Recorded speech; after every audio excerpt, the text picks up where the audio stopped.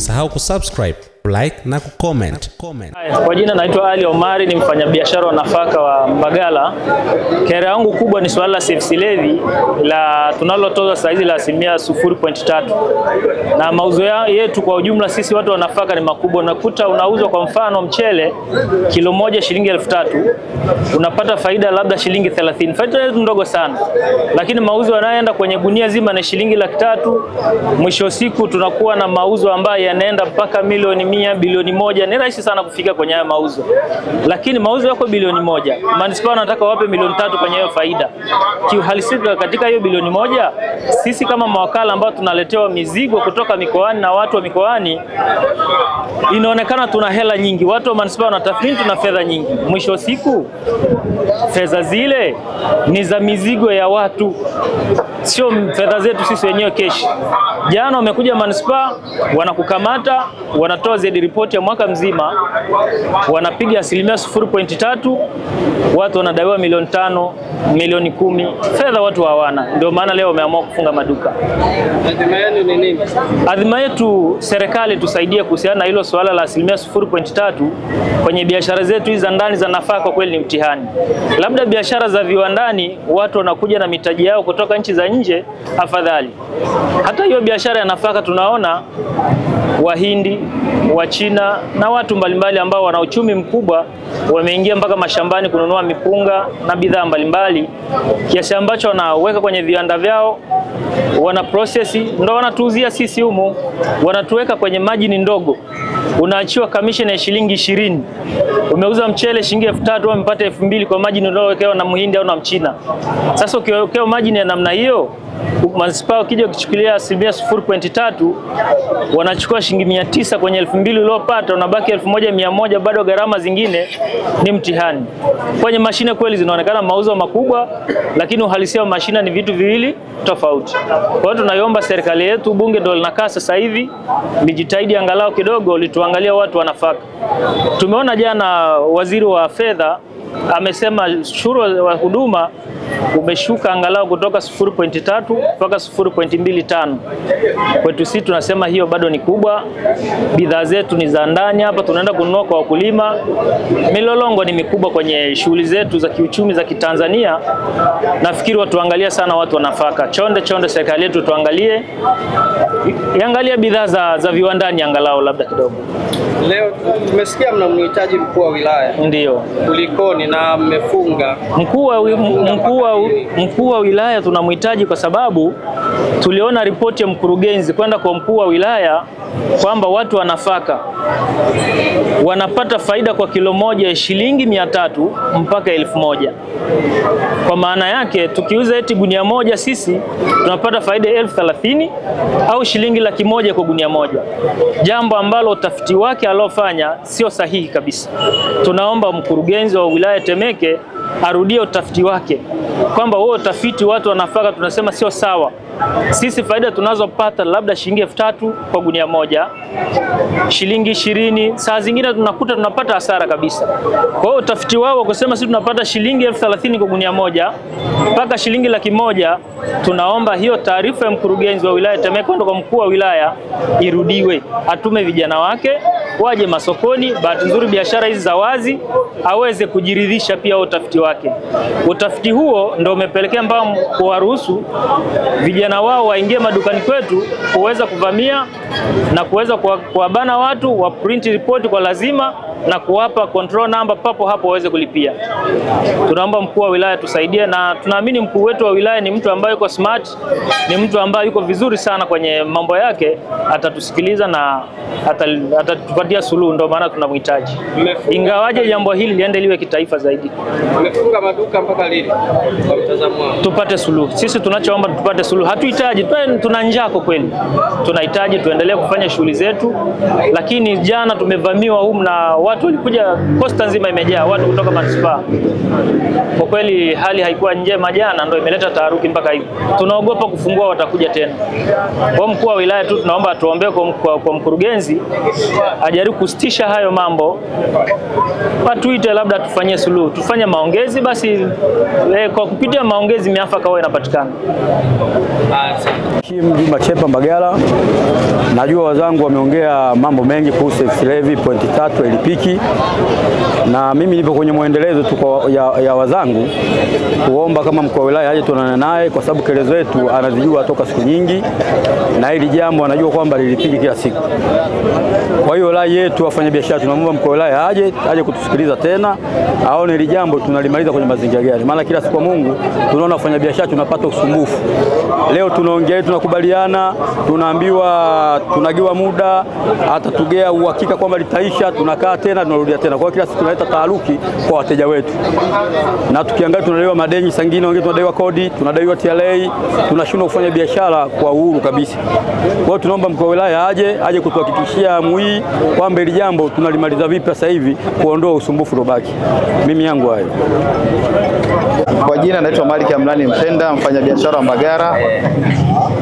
Kweli sisi wafanyabiashara wa Mbagala imekuwa ni changamoto kubwa sana, hususan hili swala service levy. Sababu service levy imekuwa ni nyundo kwa wafanyabiashara, kwa sababu hawa viongozi ambao wanatoka halmashauri ya Temeke wanaingia madukani, wanachukua mashine, wanapiga zile Z report. Sasa ukishatoa Z report, unaona wafanyabiashara kwa mwaka mzima labda una mzunguko wa bilioni 2, bilioni 3, umeona, naambiwa lipa milioni 15, milioni 20, halafu wanataka kufanya mazungumzo. Kwa kweli hiyo swala la service levy hailipiki. Mimi naishauri serikali ifanye utaratibu kama TRA wanavyokadiria kodi ya mwaka, na wao basi wachukue asilimia pale kwenye ile asilimia ya TRA au kwenye leseni.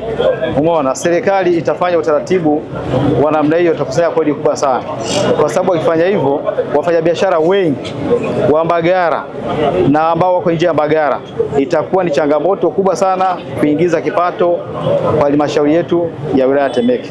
Asanteni. Kwa majina naitwa Paulo Emmanuel Jeremia. Mimi naenda moja kwa moja kwa kuiomba serikali yetu. Najua serikali yetu ni sikivu na inatusikiliza sisi wafanyabiashara. Nilikuwa napenda kutoa maoni yangu. Swala la service levy kwa hili wanaolileta la 0.3 ni changamoto kwa sisi wafanyabiashara. Nimekuwa likitutesa, likiwa linatuumiza kwa wafanyabiashara. Ni kodi ambayo hailipiki.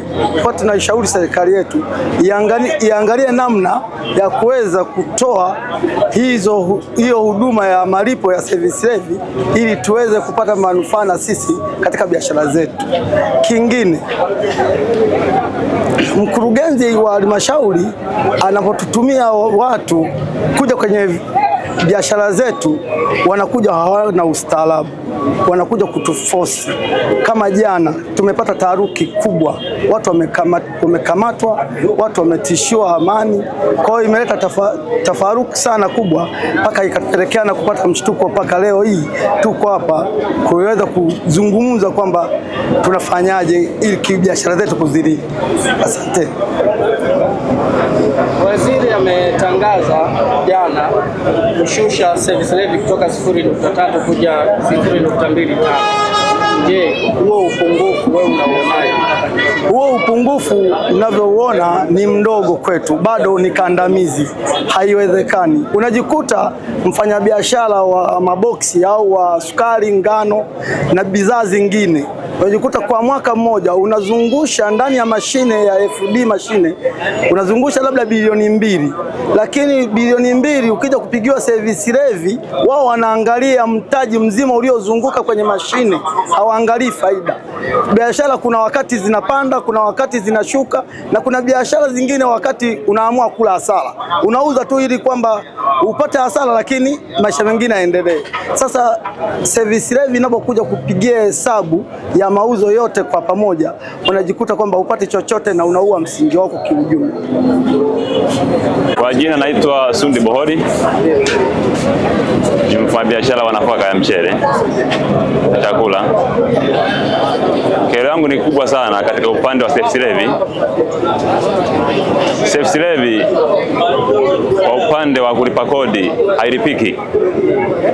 Service levy nimeambiwa kulipa thamani ya milioni 20 wakati hata mtaji wangu haufiki milioni 20.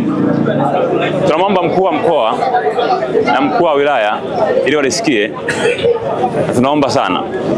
Service levy 0.3 hailipiki.